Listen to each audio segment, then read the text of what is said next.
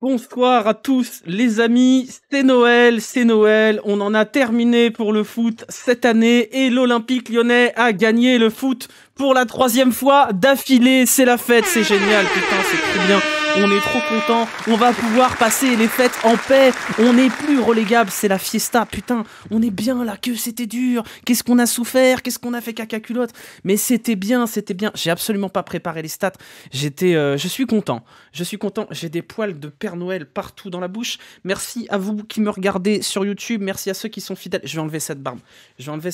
C'est insupportable, cette attitude. Mais arrêtez, Caroline. J'espère que vous allez bien. C'était une idée de merde de faire le costume du Père Noël.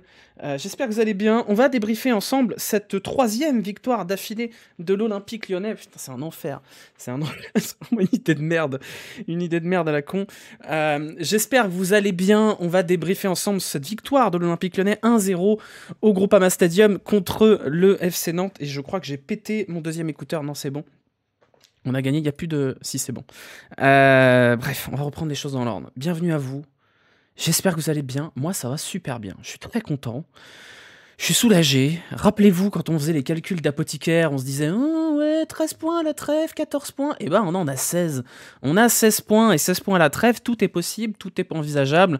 On est encore loin de pouvoir dire que l'OL ne joue pas le maintien, ne joue plus le maintien. On va pouvoir espérer, peut-être, à un moment donné, ne plus jouer le maintien. Mais à l'heure où je vous parle, au moment où on va attaquer la fin de l'année tranquillement, l'Olympique Lyonnais n'est plus relégable, n'est même plus barragiste à la faveur d'une défaite de Toulouse, une nouvelle fois. On souffle un petit peu, hein. On souffle un petit peu quand même. Bref, on va parler de ce match ensemble. On va parler de plein de choses ce soir. Ce sera un débrief un petit peu particulier parce que c'est le dernier de l'année. Donc on va ouvrir aussi sur la suite. La musique doit être un peu forte. On va ouvrir un petit peu sur la suite des événements, sur l'année prochaine, sur comment on va orienter l'année prochaine tout le programme de la chaîne. Puisque vous avez été très nombreux, on en parlera en fin de débrief de tout ce bilan de l'année tous ensemble et de ce qui vous attend pour la saison prochaine. Pourquoi ce fond d'écran ? Parce que c'est Noël. Joyeux Noël. Voilà. Pour ça, le fond d'écran. Merci en tout cas à tous ceux qui s'abonnent. On est à 440 abonnés et ça fait très plaisir. Merci beaucoup. Parce que comme vous avez pu le voir, pour l'instant en tout cas, il n'y a pas de partenaire pour l'an prochain sur les débriefs. Alors, ça ne veut pas dire que les débriefs ne vont pas continuer, au contraire. Mais ça me fait plaisir de voir que vous êtes là. On en parlera... bien plus à la fin de ce débrief. Victoire 1-0, but d'Alexandre Lacazette, un carton rouge par Lovren qui nous a mis un petit peu les chocottes dans cette fin de match. Je vais vous donner les stats à l'oral parce que j'ai pas eu le temps de les faire. Il faut quand même se rendre compte qu'on a eu ce fameux hold-up contre Monaco qui était vraiment un hold-up pour le coup car Monaco avait dominé la rencontre et méritait peut-être un peu mieux de ce match. Ce match-là contre Nantes, il a été globalement maîtrisé par les Lyonnais. Ça n'a pas été beau, ça n'a pas été flamboyant, mais l'Olympique Lyonnais s'en sort avec 7 tirs cadrés à 0. Nantes n'a pas cadré un seul tir, les Nantais n'ont pas été dangereux une seule fois sur cette rencontre. Très peu de possession lyonnaise puisqu'il y a eu 39% de possession. C'est un match de l'OL qui n'était pas beau à voir, mais qui était serein et réaliste. Et il faut l'être, serein et réaliste, quand on sait que l'OL joue vraiment le maintien jusqu'à preuve du contraire. C'est ce genre de match-là qui vont permettre à l'OL de passer peut-être une fin de saison un peu plus tranquille que le début. Donc on va s'en contenter aujourd'hui. On ne pourra pas faire un éloge d'un football chatoyant, mais on pourra faire l'éloge d'une équipe qui se tient bien, d'une équipe qui tient la baraque, d'une équipe qui sait saisir les occasions et dans lesquelles les joueurs vont de l'avant ensemble. Et ça, mes amis, waouh, on revient de loin, on revient de très très loin. Gourvenec qui pleure 95 minutes, plaisir de le film. On va en parler de tout ça. On va parler de plein de choses. Pardon, alors que l'Elchac est dans le panier de linge sale là à côté. En tout cas, une chose est sûre, Pierre Sage va continuer son intérim à l'Olympique Lyonnais puisque tout fonctionne. Son identité de jeu fonctionne. L'objectif de ramener des puntos fonctionne. Et on sent un état d'esprit un peu différent. On va pas répéter ce qu'on a déjà dit les 2 dernières fois. Mais ça fait plaisir de voir que cette belle histoire à laquelle on aurait voulu croire avec Fabio Grosso, on va peut-être l'avoir avec Pierre Sage. Et voilà, quand même, c'est des victoires qui sont pas ultra flamboyantes. On a eu 3-0 contre le TFC sur 3 coups de pied arrêtés. On a eu 1-0 contre Monaco avec un but à l'arraché dans les dernières minutes du match. Et là, on a un but de Lacazette qui vient sur une contre-attaque. Mais ça fait 3 clean sheets et ça fait 3 victoires. Je crois qu'il y a OL Data sur Twitter qui signalait que la dernière fois que l'OL avait gagné 3 fois d'affilée, c'était il y a 5 ans, si je dis pas de bêtises. Et ça, c'est pas rien. C'est pas rien, les amis. Ce n'est pas anodin, comme dirait un cher et tendre une personne qui nous a quittés. Au point où on en est, on s'en plaint pas. Ah non, je me plains absolument pas. L'Olympique Lyonnais joue le maintien, et pour jouer le maintien, il faut savoir jouer le maintien. Et quand je vois des matchs comme ça, je me dis que l'OL a compris qu'il fallait jouer le maintien, a compris qu'il fallait avant tout être solide, avant tout tenir la baraque derrière. Et aujourd'hui, on a vu une équipe de Nantes qui s'est littéralement cassé les dents sur cette défense à 5, qui a été très sereine, y compris après l'expulsion de Dejan Lovren, expulsion sur laquelle on va revenir, puisqu'elle est un peu stupide quand même. Et moi, je suis hyper rassuré par ce que j'ai vu défensivement. Je suis pas hyper emballé par ce que j'ai vu offensivement, mais je trouve que cette équipe de Lyon ce soir contre Nantes, elle a été à la hauteur d'une équipe qui doit prendre des points et être solide derrière. Et ça, c'est quand même hyper important quand on sait que depuis plusieurs années, c'est la défense qui fait défaut à l'Olympique Lyonnais. Alors là, pour l'instant, c'est un peu l'attaque, mais ça fonctionne. Ça fonctionne. La dernière fois, avec 3 clean sheets, en 2022, on avait gagné 3 matchs de suite. Donc c'était il n'y a pas si longtemps que ça, effectivement. On a pris la strate de Nice. On a un peu pris la strate de Nice, ouais. Alors avec moins de qualité offensive, ça c'est une certitude. Mais il y a cette strate de Nice qui est de verrouiller, quoi. Et aujourd'hui, je n'ai pas vu un seul moment où Nantes a été dangereux. Ils ont été probablement un peu meilleurs dans l'utilisation du ballon. Ils ont fait le siège de la surface. Il y a eu des ballons qui volaient au-dessus des têtes, des corners. Mais il n'y a pas une seule occasion pour Nantes ce soir. Pas une seule vraie occasion. Anthony Lopez n'a quasiment rien à faire. J'ai même pas regardé le nombre d'arrêts qu'il avait eu à faire. Goalkeeper saves, 0. Anthony Lopez n'a rien eu à faire ce soir. Et ça, honnêtement, les gars, dites-moi dans quel match, il y a depuis hyper longtemps, quel est le match où Anthony Lopez n'a rien eu à faire. Donc voilà, oui, Nantes doit finir à 10, on en parlera après. Mais c'est le premier match de la saison où, bah franchement, les gars, c'était propre, quoi. C'était pas beau, mais c'était propre, c'était solide, c'était sérieux. Et un match sérieux de l'Olympique Lyonnais, il n'y en a pas eu 1000 cette saison.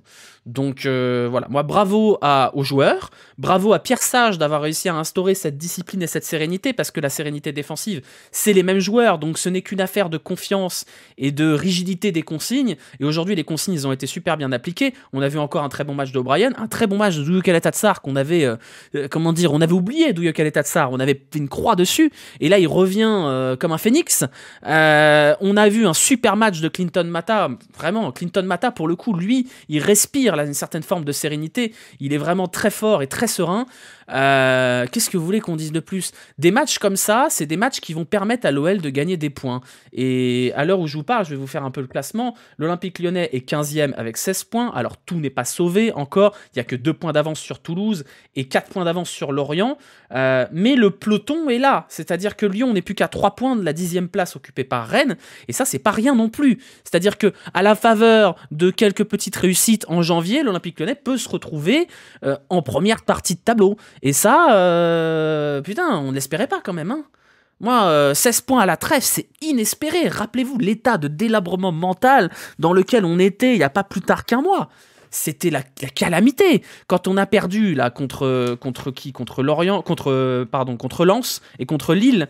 Contre Lens et contre Lille, là, même contre Marseille, on s'est dit, waouh.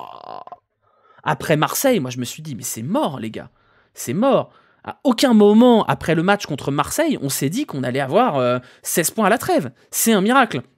Donc voilà, ça va nous permettre de passer les fêtes de manière à peu près sereine, ça va nous permettre d'être un peu plus tranquille, et surtout ça va permettre à l'Olympique Lyonnais de travailler sereinement cet hiver. Attention, il faudra pas se leurrer, cet effectif il a besoin d'être renforcé, il y a des joueurs qui ont besoin d'avoir des doublures correctes, voire d'être titulaires, et il faudra pas se leurrer, comme a essayé de nous faire passer John Textor comme douille tout à l'heure, oh bah finalement il y aura pas 3-4 recrues, il y a pas besoin. Si, John Textor, tu vas pas nous casser les couilles, tu vas sortir le chéquier et plus vite que ça, t'as promis des recrues.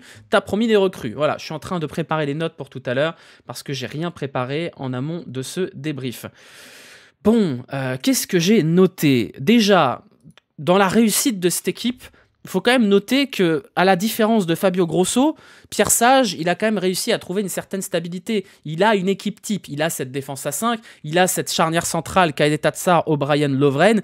Et Lovren, on pourra en parler plus tard. Mais au moins, il y a une stabilité et il y a des automatismes qui commencent à se former. Et ça, c'est pas, c'est quand même hyper important. Après un coach qui passait son temps à tâtonner, après des choix sous Laurent Blanc qui étaient quand même un petit peu absurdes dans la majorité du temps, moi, je trouve ça hyper rassurant que ça y est, il y a un 11 type à l'Olympique Lyonnais qui peut encore bouger parce que je suis pas certain de l'apport de Cherki. Peut-être que Cherki va partir cet hiver, peut-être que Lovren, il y a peut-être mieux que lui. Mais voilà, aujourd'hui, il y a une certaine forme de stabilité et de sérénité dans ce 11 de départ et je pense que c'est peut-être le principal enseignement des 3 premiers matchs, des 3 premières victoires en tout cas, de Pierre Sage à l'Olympique Lyonnais. Qu'est-ce que j'ai noté? J'ai noté aussi le revival confirmé du milieu de terrain parce que pareil, Corentin Tolisso et Maxence Cacré, on a dit des choses terribles sur eux et c'était mérité au moment où on les a dit ces choses terribles, mais là il se trouve que les deux tiennent la baraque, notamment Tolisso, j'ai vu un retour défensif, le Tolisso d'il y a 2 mois, il faisait pas assez retours défensifs.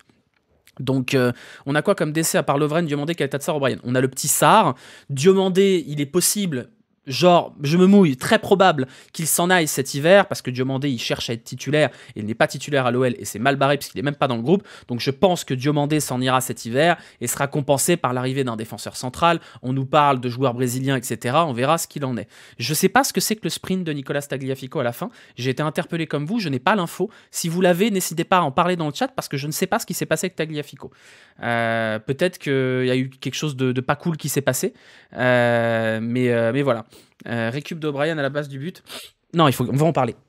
On va en parler. Mata qui a fait un malaise, d'accord. Et ça va aller, Mata, du coup? Apparemment, cambriolage, d'accord. Si vous avez une information, n'hésitez pas à me le dire là-dessus.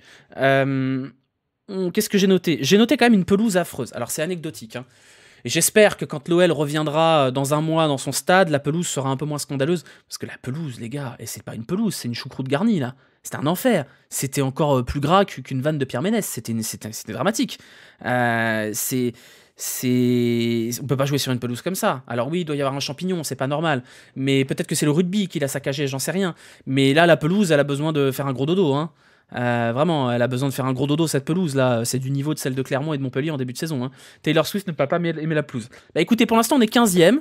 Si on est 15e, Taylor Swift peut prendre le stade. On verra, hein. On verra, hein. Qu'est-ce que j'ai noté d'autre? On va parler de Cherki après, on va parler de Lovren, on va parler de Jake O'Brien encore. On va pas parler de Lopez puisqu'il a littéralement rien eu à foutre ce soir. Je voulais quand même qu'on parle du fait, on en a déjà parlé tout à l'heure, que Nantes n'a pas tiré une seule fois au but, n'a pas cadré, pardon. Et je suis très curieux, je pense pas qu'on ait la stat là sous la main, je suis vraiment très curieux de savoir c'est quand la dernière fois que l'OL a terminé un match avec 0 tir cadré pour l'adversaire. Je suis vraiment très très curieux. Et ça, pour moi, c'est vraiment le marqueur clair qu'il y a un changement, que cette équipe, elle est capable de ne rien concéder à l'adversaire. Donc, je suis curieux. La dernière fois que Nantes a cadré un tir, 2011.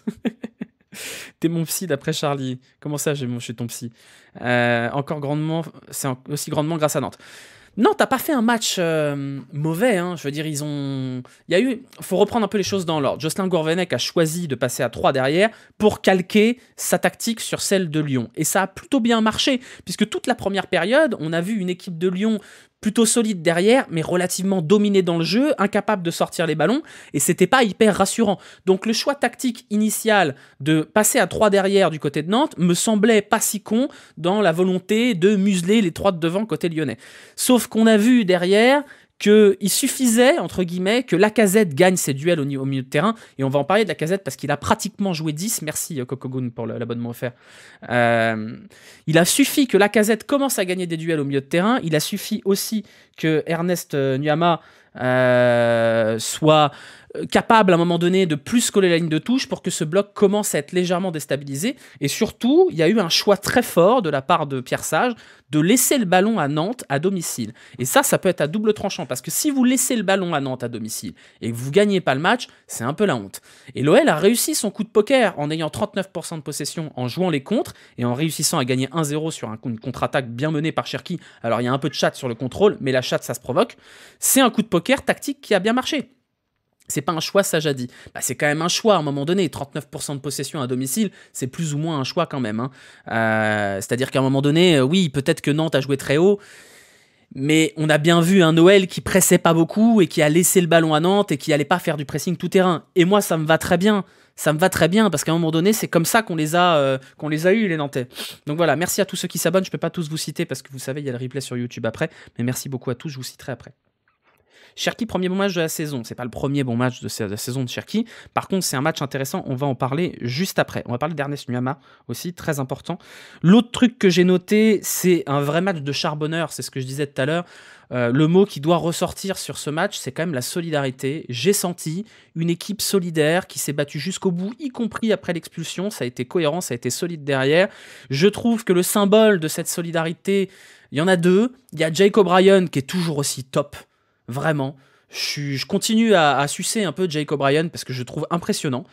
Encore une fois, pas parfait, pas absolument monstrueux, mais je le trouve brillant, quoi. Il est brillant, Jake O'Brien. Et c'est Douye Kaletatsar aussi. Douye Kaletatsar, moi j'avais dit quand il est arrivé, si c'est Douye Kaletatsar la tête à l'endroit, je le prends tous les jours. Parce que le Douye Kaletatsar la tête à l'endroit, c'est un excellent joueur de football. Malheureusement, pendant 6 mois, quasiment, on a eu un Douye Kaletatsar la tête à l'envers. Et le Douye Kaletatsar la tête à l'envers, c'est celui dont les Marseillais se moquaient éperdument et constamment et dont ils ont fêté le départ. Mais le Douye Kaletatsar la tête à l'endroit, c'est un excellent joueur de foot. Excellent joueur de foot. Et donc on voit que Lovren est un petit peu fébrile, même si avant son carton rouge il fait pas un match infâme, mais si l'OL arrive à trouver un troisième mec complémentaire capable de bien relancer au sein de cette charnière centrale, on aura une vraie stabilité derrière, parce que Tagliafico et Mata, ce sont des valeurs sûres à mon sens, ce ne sont pas des joueurs ultra flamboyants offensivement, et peut-être qu'il faut peut-être un petit peu mieux que Mata offensivement, et à ce moment-là on met Mata en défense centrale où il est toujours très bon, mais je trouve que c'est vraiment les deux symboles du renouveau de Stoel, c'est O'Brien et Douye Kaletatsar. Voilà, il revient de loin effectivement. Au hasard, Adrielson, peut-être, je ne sais pas ce qu'il vaut Adrielson, ceux qui l'ont vu jouer parmi les supporters lyonnais se comptent sur les doigts d'une main. Voilà, tout ce que j'ai à dire là-dessus. Je voulais parler un petit peu... je voulais parler de la séquence en fin de match. Vous avez une séquence un petit peu lunaire, où vous avez Clinton Mata qui est par terre, qui est littéralement en train de se vider de son sang. Je veux dire, il y a du sang qui sort de sa tête, il y en a sur son t-shirt, il y en a sur son sous-t-shirt, je sais pas comment on appelle ça. Le mec est littéralement en train de crever par terre, et vous avez Gourvenec qui fait « Oh, monsieur l'arbitre oh, !» Et après, vous avez Clinton Mata qui revient sur le terrain avec 15 couches de PQ autour de la tête. Bonjour, bravo le protocole commotion d'ailleurs. Et de l'autre côté, vous avez Mostafa Mohamed qui vient avec un bonnet de bain. Non, mais c'est vraiment la Ligue 1, les amis. Hein. C'est vraiment la Ligue 1. Il y a que dans la Ligue 1 que tu vois un mec avec un bonnet de bain et l'autre avec 15 couches de sparadrap autour de la tête refinir un match. Ça n'a aucun sens, quoi. Et en plus de ça, pour couronner le tout, on a Nicolas Palois qui rentre en pointe. Non, mais sérieux, elle est trop bien, cette Ligue 1. Elle est trop bien, la Ligue 1. Dans quel autre championnat vous voyez Nicolas Palois qui rentre en numéro 9 et à un moment donné, il est trouvé, hein. Il est trouvé devant et commence à faire des passements de jambes et tout. J'ai dit, oh là, oh là, oh là, oh là, Nicolas Palois en 9 qui commence à partir en dribble. Qu'est-ce que c'est que ce bordel, les amis? Qu'est-ce que c'est que ce bordel? Bon, bref, on a bien rigolé sur la fin. On a bien rigolé. Le carton rouge de Lovren, il est stupide. J'ai eu très peur parce que franchement, je me suis dit à un moment donné, je me suis dit, bon, normalement c'est bon, on est solide. Et puis il y a ce carton rouge. Alors, est-ce que ce carton rouge est mérité? Il est sévère, c'est vrai, parce qu'il touche à peine, il appuie pas, et en vrai, le geste est dangereux, mais il est pas, l'intention du geste est pas mauvaise, il l'effleure, quoi. Malheureusement, c'est la règle. Si c'est un tacle à hauteur à cette hauteur-là, c'est rouge. Donc moi, je suis pas choqué par ce rouge pour Dejan Lovren. C'est un tacle qui est débile, il est beaucoup trop loin du ballon, il est pas dans une zone où c'est absolument nécessaire de faire ce tacle. Donc à mon sens, oui, peut-être que c'est un peu sévère et qu'un jaune n'aurait pas été non plus scandaleux, mais le rouge n'est pas honteux non plus. Par contre, j'ai un petit problème avec le deuxième jaune qui n'a pas été donné à Kevin Duverne. Parce que on a vu qu'il y avait eu un retour à la faute et Kevin Duverne, il doit pas finir la rencontre. Et ça me dérange un peu plus. Je pense qu'il y a quand même une cohérence à avoir là-dessus. Ça n'a pas de conséquences sur le résultat final, mais c'est tous les jours, dans tous les matchs, qu'on voit des décisions qui sont pas cohérentes et ça m'agace un petit peu. Encore une fois, le rouge de Lovren, je m'en fous, mais Duverne, il doit dégager aussi. Voilà. Jean-Kévin, pardon. Je l'appelais Kevin. Jean-Kévin Duverne, excusez-moi. C'est pareil, Jean-Kévin, Kevin. Voilà, donc pour moi, le tac de Lovren, il doit pas le faire, en fait, ce tac. Cacré, Tagliafico, cambriolage. Merde, putain, fait chier. Bah, courage à eux. Enfin, quel enfer. Vraiment, quel relou. Hein. Match bien arbitré. Oui, voilà, match bien arbitré. Mais ça me chagrine un petit peu qu'il n'y ait pas une cohérence dans ces décisions-là. Voilà, on passe là-dessus. Le sujet de l'arbitrage, c'est pas un problème. Oui, ça existe vraiment, Jean-Kévin. Je vous rappelle qu'il y a eu comment il s'appelait, Pierre Fanfan? Comment il s'appelait? Les prénoms de Pierre Fanfan. José Carl. José Carl Pierre Fanfan, c'était pas mal. Il y a aussi Jean-Eudes Maurice. Enfin bref, on va pas faire tous les prénoms, tous les quadruples prénoms. J'ai noté, du coup, si vous le voulez bien, on va parler des performances un peu individuelles notables, à commencer du coup par Jake O'Brien, où moi je suis quand même toujours épaté par la qualité de relance. Jamais j'aurais imaginé que ce grand dadais d'1m97 avec une coupe au bol et probablement élevé à la Guinness aurait du vrai ballon dans les pieds. Hein. Il a du ballon, Jake O'Brien. C'est quand même incroyable. Normalement, les joueurs d'1m97, ils sont costauds, mais ils sont un peu lents et ils savent pas trop se servir de leurs pieds. Non, Jake O'Brien, il va vite. Jake O'Brien, il sait servir ses pieds. Bah écoutez, les gars, let's go, hein, allons-y. Je voulais qu'on parle du match de Cherki aussi, parce que c'est pas le match le plus flamboyant de Cherki. Il n'a pas été ultra lumineux, mais on lui a reproché il y a 3 jours d'être invisible et chiant. Là, il a été propre, il a été intéressant, il a levé la tête sur la contre-attaque qui amène le but. Moi, je m'attendais à ce qu'il coupe sa course et qu'il fasse des gris-gris comme il le fait toujours. Et non, il est allé au bout, il a donné la passe qu'il fallait. C'est un bon match de Cherki. C'est un match intelligent de Cherki. Moi, je demande que ça. Hein.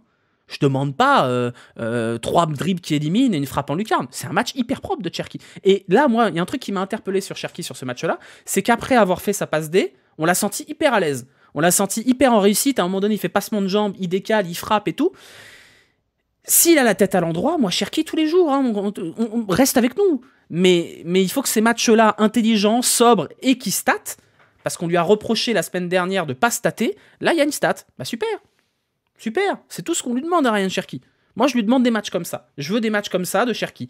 S'il y a des matchs un peu plus flamboyants où il fait 2 buts et 3 passes D, super. S'il y a des matchs où il élimine plein de mecs et qui fait des frappes en lucarne, trop cool. Mais un match intelligent comme ça, où il est relativement précieux, il rate des trucs, c'est pas grave. Mais il en tente d'autres, il en réussit, il prend les bons choix quand il doit les prendre. Très bien. Super.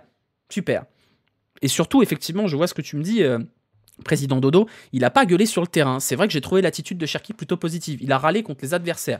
Il a râlé sur Florent Mollet, et j'ai trouvé l'attitude de Cherki très positive. Comme quoi c'est possible. Donc que ça lui serve d'exemple à suivre pour les prochains matchs qu'il disputera, s'il en dispute des prochains, parce que c'est pas sûr que son avenir s'inscrive à Lyon, hein, Cherki, même si je vois difficilement la porte de sortie pour lui.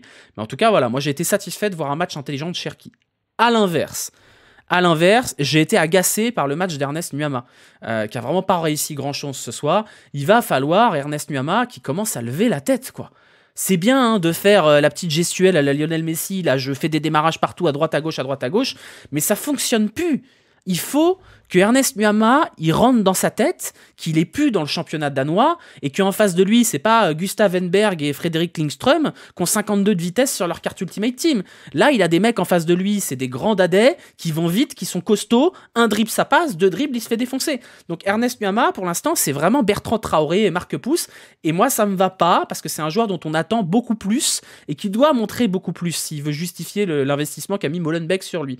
Donc il va falloir qu'il prenne un petit peu de calcium, Ernest Nuama, et qu'il lève un peu plus la tête. Je l'enterre pas, parce que je pense que c'est un joueur qui a une qualité technique supérieure et qui a des qualités athlétiques réelles, mais pour l'instant, ça va pas. Pour l'instant, c'est pas suffisant, et pour l'instant, il ne met pas ses qualités techniques et potentiellement athlétiques à bon escient, et c'est un problème. Maintenant, je l'enterre pas, parce que je suis persuadé qu'Ernest Nuama, au moment où ça va se mettre à l'endroit et qu'il sera bien intégré dans le football français, ça peut faire le ketchup. Et j'attends de lui qu'il marque au moins 5-6 buts d'ici la fin de la saison, parce que c'est le prix, hein, à un moment donné, le prix d'Ernest Nuama doit justifier des performances.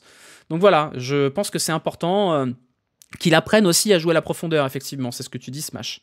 Parce que on l'a vu très souvent demander le ballon dans les pieds, se retourner, percuter, et je pense que le vrai apport d'Ernest Nuama, il est d'aller étirer les blocs, d'aller foutre le bordel dans les défenses, dans l'alignement, en prenant les espaces, les fameux appels altruistes. Vous savez, les appels où il va pas recevoir le ballon, mais ça va étirer le bloc. Les fameux appels que Mbappé ne fait pas souvent, d'ailleurs, pour reprendre un autre exemple.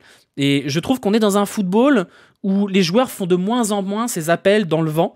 je crois que c'est Sidney Govou qui en parlait aussi, pour étirer un bloc, pour créer des espaces, il faut des joueurs qui étirent le bloc et qui font les appels dans le vent. Et Ernest Nuamah ne les fait pas. Cherki ne les fait pas non plus. Et il va falloir un joueur qui les fait. À l'inverse, Tino Kadewere, avec tous les défauts qu'on peut lui reprocher, fait ses appels dans le vent. Tino Kadewere, il a beaucoup d'activités, il fait beaucoup d'appels, il prend beaucoup la profondeur, et ça fait du bien à l'équipe dans son ensemble. Donc je pense quand même qu'avec Cherki et Nuamah, il manque un joueur qui va attaquer la profondeur comme pouvait le faire avant Karl Toko Ekambi à son époque. Donc voilà. Voilà ce que j'en pense de ce match-là. Je voulais parler d'Alexandre Lacazette quand même, parce que ça a été un match dur pour lui, parce qu'il n'a pas eu grand-chose à se mettre sous la dent. Il a défendu comme un gougnafier. Il a tout le temps été... Il a quasiment joué 10 en fait, Alexandre Lacazette, ce soir. Il n'a pas été franchement aidé par Cherki et Nuamah dans l'animation du ballon, qui ont toujours joué dans l'axe, un peu sur ses pieds. Il a défendu énormément et il a été décisif quand il a fallu l'être. Donc pour moi, c'est pas le match le plus impressionnant d'Alexandre Lacazette, mais ça fait déjà 7 buts cette saison, pour une saison qui commençait très très mal pour lui. J'ai noté aussi la stat qu'a sorti OL Data sur Twitter, qui est que depuis son retour, Alexandre Lacazette, c'est 49 matchs, 34 buts en Ligue 1 et 5 passes décisives. Et bah quand même, il faut respecter le bonhomme. Donc voilà, c'est pareil. Je pense que ça tiendra aussi de la capacité à Lacazette à tenir ce rythme et à gagner des duels au milieu de terrain. Parce qu'on voit que quand il arrive à tenir le ballon et que derrière ça part enfin en profondeur, il se passe des choses à l'Olympique Lyonnais. Il faut combien de joueurs au mercato selon toi? Pour moi, il en faut 4. Il faut un défenseur central. Il faut probablement un latéral gauche pour compenser un futur départ d'Enrique.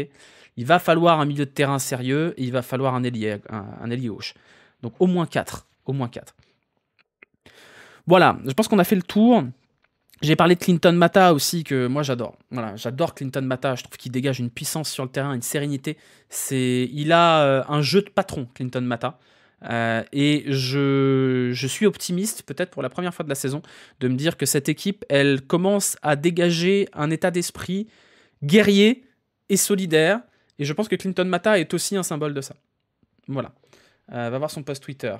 Je vais regarder ça tout de suite. On va pas perdre trop de temps si c'est possible. Alors, Clinton Mata, qu'est-ce qu'il nous dit? Je suis toujours vivant. Oh, oula, oui, effectivement. Hein. Je vais pas vous le montrer, mais il a une ouverture du crâne, là. Donc, Clinton Mata va bien. Clinton Mata va bien, tout va bien. Et on nous dit, derrière, Nicolas Tagliafico a été victime d'une tentative de cambriolage pendant le match, mais les cambrioleurs sont juste rentrés dans son jardin et ont été mis en fuite. Tant mieux. Tant mieux pour lui. Au moins, il n'y a pas de casse, tout va bien. Voilà. On a fait le tour de tout ce qu'on avait à dire. Est-ce que vous avez des sujets là dont on n'a pas abordé avant qu'on passe aux notes? Dites-moi. Cacré. Cacré aussi cambriolé, d'accord, ok. Bah courageux, la pelouse. On va parler de la pelouse. C'est vrai qu'on n'a pas parlé d'Ainsley Maitland-Niles. Moi j'ai bien aimé Ainsley Maitland-Niles parce qu'il est rentré à la 90e et tout de suite il a joué à gagner du temps. Et je pense qu'on a aussi besoin d'avoir des joueurs qui ont cette expérience-là. Parce que pour le coup, Maitland-Niles, il est rentré et il a pensé tout de suite à pas faire le con. Et effectivement, Kadewere, moi je suis désolé, je répète ce que j'ai dit sur Kadewere, je trouve qu'il apporte dans cette équipe. Il apporte dans cette équipe. Donc, je vous dis pas qu'il faut qu'il soit titulaire, encore une fois, mais je trouve que Kadewere est très honnête. Et encore une fois, Kadewere, moi je lui souhaite le meilleur. Je lui souhaite sincèrement de réussir, que ce soit à Lyon ou ailleurs, parce que je pense que c'est une bonne personne, et un mec pro, et un mec qui a toujours fermé sa gueule. Et je trouve qu'à chaque fois qu'il rentre, c'est pas mal, ça apporte des choses. Donc là, il y a quand même des revenants, hein, il y a quand même des cadavres qui sont ressuscités. Et c'est pas anodin, encore une fois. Voilà, tu pars plus pour Kadewere ou Nuamah? Il faut parler de l'arbitre, on a parlé de l'arbitre déjà. Kadewere, pour moi, il mérite d'être le 4e homme de cette attaque. Voilà, déclaration de Pierre Sage, le chemin initial n'est pas celui qu'on a pris ce soir, mais les joueurs en ont pris un autre, c'est intéressant. Voilà, moi je suis... comment dire? Je suis presque hypé. Là, ce soir, j'étais content de me dire « Ah, un petit match de l'OL ». Ça fait un peu de bien quand même, de pouvoir se dire qu'on peut regarder un match de l'OL sans se préparer à souffrir outre mesure, et de se dire qu'on va pouvoir passer les fêtes au chaud, là. Ça, c'est bien. Voilà, on parle mercato après, si vous le voulez. On va d'abord faire les notes, après on fera le Jurigno, après on clôturera ce débrief, et ensuite on restera un petit peu ensemble pour parler de tout et de rien, si vous en avez envie. On va dessiner le terrain de ce soir. Je vais essayer de me pliquer. À chaque fois je dis ça, à chaque fois c'est dégueulasse. Peut-être que l'an prochain, on aura un outil un peu plus propre pour faire les notes que dessiner le terrain, parce que le running gag a bien duré, et j'ai été contacté par quelqu'un qui me propose une solution un peu cool pour faire des choses propres, donc peut-être. Non, le terrain restera peut-être pas sur Paint, parce qu'en vrai, c'est des pertes de temps. Donc, alors, nous avions au but Anthony Lopez, nous avions dans le désordre O'Brien, Douilleux, Caleta, Tsar. C'est pas les bons endroits, mais c'est pas grave. On s'en fout. Mata, Tagliafico, Tolisso. En vrai, j'aurais dû reprendre la fiche de la semaine dernière, ça aurait été tout aussi bien. Cacré, Lacazette, j'écris mal, c'est pas grave. Cherki, oh là, c'est une catastrophe. Et Nuama. Voilà. Hop. Je vous rappelle que je fais ça à la souris. Hein. Garde le terrain sur Paint, promis, on mettra plus de mauvaises notes. Je sais pas, je ferai un sondage. Je te fais ça gratuit sur Figma. C'est très gentil, mais je préfère... sachez que même si j'ai pas de partenaire l'an prochain, si j'utilise des outils ou si des gens travaillent pour moi, je veux qu'ils soient payés. Même si c'est un paiement symbolique. C'est une question de principe. Caca pelouse. Très bien. Vous voulez qu'on mette des tâches aussi, comme on a fait la dernière fois pour la pelouse? On va mettre des tâches, là. On va mettre des tâches. Non, c'est pas beau, ça. C'est pas bien. Voilà, hop là, la pelouse. Voilà, alors. Anthony Lopez. Je n'ai absolument aucune idée de comment noter Anthony Lopez ce soir. Il a eu 0 arrêt à faire. 0 arrêt à faire. Je sais pas comment on note un gardien qui a pas d'arrêt à faire. On lui met quoi? On lui met 6? On va être obligé de lui mettre 6 en vrai. On est obligé de mettre 6 à Anthony Lopez. On va pas lui mettre une note... Enfin, 5, c'est pas une bonne note. Après, il a été rassurant sur ses sorties. On va lui mettre 6 à Anthony Lopez parce que je sais pas comment le noter. Les relances moyennes, c'est vrai, mais bon... match serein quand même. Match sans erreur, clean sheet 6. Voilà. Un bel arrêt en première mi-temps. Oui, c'est une belle captation de ballon parce qu'il n'y a pas vraiment eu d'arrêt. Hein. Il n'y a eu aucun tir cadré. On mettait le travail, oui. Lovren, du coup, son carton rouge, il n'est pas dommageable pour l'équipe, mais ça entache une performance quand même. J'ai trouvé que c'était le moins bon des 3 ce soir, sans qu'il soit scandaleux. Je pense que le rouge est une grosse erreur, et on va mettre 4 pour Lovren, parce que c'est un match qui valait 5, mais ce rouge est dommageable quand même. Donc 4 pour Lovren. Douilleux Caleta Tsar, je pense que ça a été le meilleur ce soir derrière.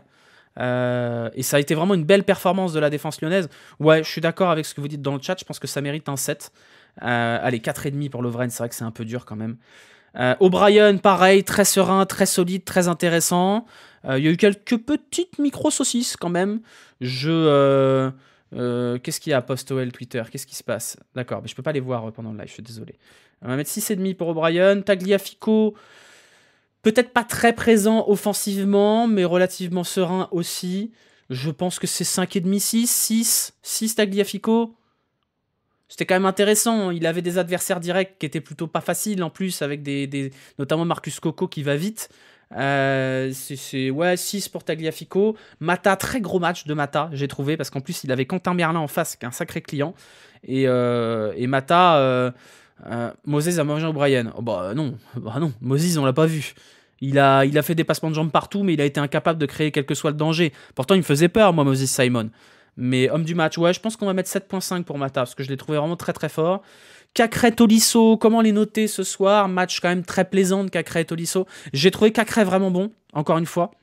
Je pense que Cacré, là, il a remis la tête sur les épaules. 6,5, 7. On va mettre 7 aux deux, hein. Parce que Tolisso, les deux ont vraiment été excellents. Défensivement, peut-être pas aussi fort offensivement. Merci à tous ceux qui s'abonnent, hein. Je ne vous ai pas tous cités. Merci Ercapigno, merci Ney, merci JLNX, merci Babar, merci Cocogoon. Merci à vous tous, hein. Merci et c'est moi. À tous ceux qui lâchent leur petit abonnement, c'est très important, ça me fait très plaisir. Cherki, du coup, c'est un bon match de Cherki. C'est vraiment un bon match de Cherki. C'est un match soft, c'est un match qui stat. Je serais pas contre lui mettre 7, Cherki, honnêtement. Après, il y a eu beaucoup de pertes de balles quand même. Il y a eu beaucoup d'imprécisions, notamment en première période de Cherki. C'était pas bon. Mais il y a de la stat et il y a le geste qu'il faut. Donc on va mettre 6,5 pour Cherki. C'est généreux. C'est généreux. Mais c'est pas... C'est les encouragements du conseil de classe, quoi. Puis en plus, la passe D est difficile, effectivement. Lacazette, c'est un match de charbonneur de la part d'Alexandre Lacazette. Il a été très précieux défensivement, très précieux dans le pressing. Il n'a pas été très très visible en réalité. Maintenant, il en a une à mettre et il la met. Donc voilà, qu'est-ce que vous lui demandez de plus à la Casette? 7. Et Nuama, pour le coup, bah, malheureusement, Nuama, il n'y a pas grand-chose à garder de son match, Ernest Nuama, ce soir. Il y a eu beaucoup de choses ratées, pas beaucoup de choses réussies. Ouais, c'est 3 ou 4. Hein. Ce serait un match qui serait pas gagné, qui aurait pas été gagné, pardon. Ça aurait été 3. Je pense qu'on va mettre 4, parce que c'est les encouragements du conseil de classe et on est gentil. Mais il a pas mal défendu, ça c'est vrai. Il a été actif défensivement. Mais c'est pas ça qu'on attend d'Ernest Nuama. Donc, le centre est beau sur Alex. C'est vrai qu'il y a un très beau centre sur Alex. Allez, on va mettre 4,5. On va mettre 4,5 si vous voulez, parce que c'est la fête, c'est Noël. On va mettre 4,5. Et Pierre Sage, et bah, un match où l'équipe adverse ne cadre pas un seul tir, pour moi c'est 8. Alors c'est généreux, parce que c'est pas un match flamboyant, c'est pas un match bandant. Mais voilà, qu'est-ce que vous voulez dire? Pierre Sage, mon frère. Ça, c'est du football pas flamboyant, mais c'est du football qui football, quoi. Voilà. 0 tir cadré pour l'adversaire à domicile. Voilà, ça me va. On veut des puntos, on a des puntos. Les entrants, on n'en a pas parlé des entrants. Maitland Niles, plutôt bon sur son entrée, même si ça a été relativement court. Je l'ai trouvé en jambes, et ça me rassure un petit peu par la suite. Kadewere, je l'ai trouvé intéressant aussi. Propre, plutôt sympa. Qui y a eu d'autres comme entrant? C'est tout, non? Il y a eu Maitland Niles, il y a eu Kadewere, il y a eu qui d'autre qui est rentré? C'est tout, hein. Ah, Koumbedi aussi, Koumbedi, pardon. Ouais, mais Koumbedi, on l'a à peine vu quand même, il est rentré pour bétonner. Donc, les entrants ont été bons, hein. En vrai, ce soir, il y a peut-être un petit bémol pour Nuama qui n'a pas été aussi efficace qu'il aurait dû l'être. Un petit bémol pour Lovren qui fait un tac de gogol. Sinon, un pouce, hein. Un gros pouce pour tout le monde. Donc, voilà, c'est bien. On est content, là? Non? On n'est pas content? On n'est pas bien, là? C'est Noël, les enfants.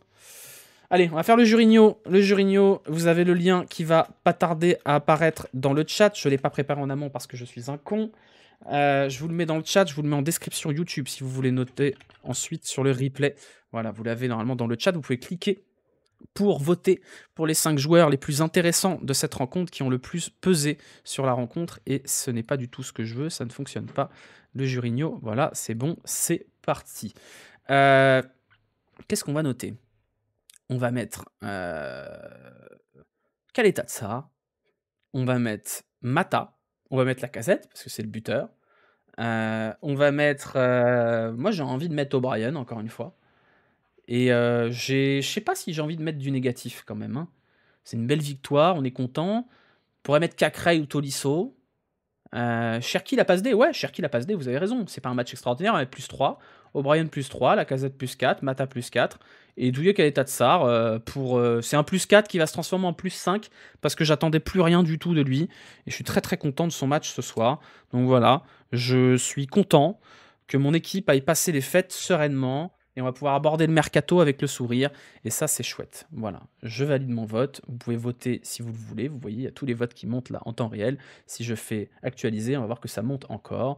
Et c'est bien, ça nous donne un... On va pouvoir faire un petit point après, une fois qu'on aura terminé tout ça, sur le classement à la mi-temps de cette saison. On va rester un petit peu ensemble à la suite de ce débrief. Je dirais au revoir à YouTube, mais vous sur Twitch, restez. On va prolonger un petit peu la soirée tous ensemble pour ce débrief.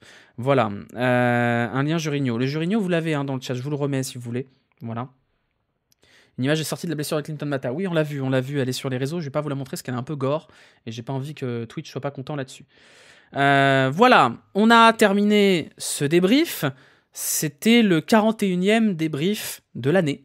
C'était une grosse année. Ça va être la séquence un peu émotion, parce que c'est le dernier débrief de l'année, donc pour ceux qui suivent les débriefs, que les débriefs, ou ceux qui sont sur YouTube, je vais vous souhaiter un joyeux Noël et des bonnes fêtes de fin d'année à vous, à toute votre petite famille. Ça fait donc 41 débriefs cette saison, qui ont été réalisés avec Parion Sport, notamment en partenaire cette année.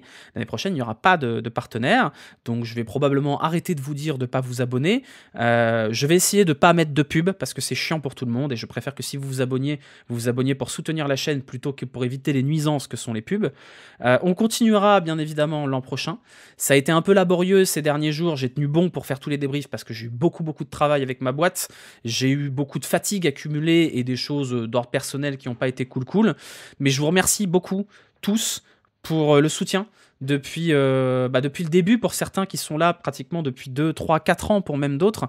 Vous avez été très nombreux à prendre le wagon en cours de route. Au début de l'année sur YouTube, il y avait 2000 abonnés sur la chaîne, on est à 11 000 bientôt. Je pense qu'on va les passer avant la fin de l'année.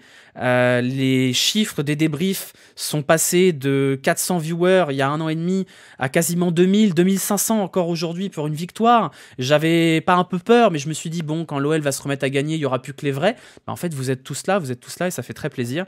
Et ça progresse et ça me rend la tâche difficile d'un jour arrêter parce que ça prend du temps, ça mobilise les week-ends, c'est compliqué de faire ça en plus d'avoir une boîte.